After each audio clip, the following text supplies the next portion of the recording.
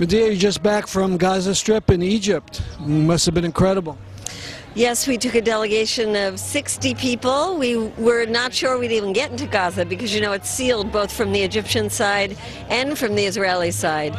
But I think a combination of having such a big group, having some well-known people like the writer Alice Walker was with us, the parents of Rachel Corrie, who was killed in Gaza, I think that put some pressure on the Egyptian government to let us inside. Plus the fact that we were invited by the United Nations for International Women's Day, which is March 8th. So how long were you there total? We were there for a week. We had a just heartbreaking time visiting the places that were devastated during the 22-day Israeli invasion. You know, over 1,300 people were killed, and we met a lot of parents who lost their children, children who lost their parents, many people who lost their homes and were now living in tent cities that have been set up. We visited mosques that had been bombed, hospitals that had been bombed, a beautiful school called the American International School, totally leveled. We talked to healthcare workers that were being attacked while they were trying to rescue people, women who were running out of their houses with the white flags who were shot at. It's really amazing what Israel did during that time, and that there's not more of an international outcry against it. Well, I guess yesterday a group of international jurists issued a statement that they're demanding an investigation. That's a good sign. There's a lot of demands for an investigation, but I think we have to increase the level of indignation so that the United Nations has to do something. I must say the UN representative in Gaza is fantastic, and Ban Ki-moon, the Secretary General, has been quite outspoken about this. But the U.S. tries to stop everything that's brought to the Security Council that is considered against Israel. That's why we have to go to the General Assembly, and we have to go to our Congress, which has been totally complicit.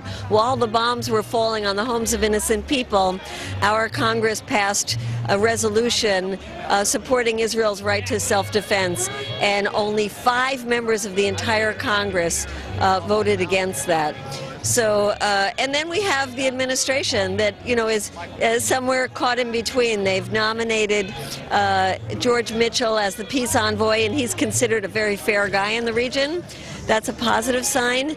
Yet, on the other hand, we have his visit, Hillary Clinton's visit to the region, and neither of them would go to Gaza or speak out while they were there about the destruction of Gaza. Now, did you see any signs of reconstruction? There's no way to reconstruct. You can't get cement in. You can't get steel beams in. The only way people are getting things in is the Israelis allowing some United Nations trucks to come in, mostly with things like medical supplies. And then the other supplies are coming in through these tunnels between Egypt and Gaza. The Israelis say that those tunnels are being used to smuggle weapons. I don't know if there are weapons being smuggled, but I went to those tunnels, and what I saw is so much of the day-to-day material that people need and is being sold in the stores is coming in through those tunnels because the borders are sealed off. So the main demand we have to make is to lift the siege of Gaza, to open the borders. For more on the upcoming Gaza action, go to GazaFreedomMarch.org. On our website, audio of the translation of the speech of the Iraqi shoe thrower, the man who threw his shoes at President Bush to protest the horrible war and occupation of Iraq.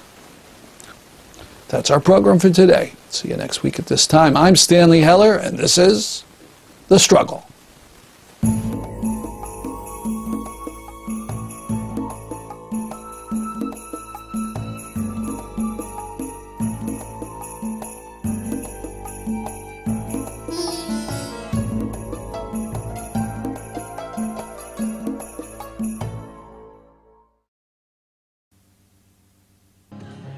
We've got a situation and it calls for a solution that upholds our domination of the planet.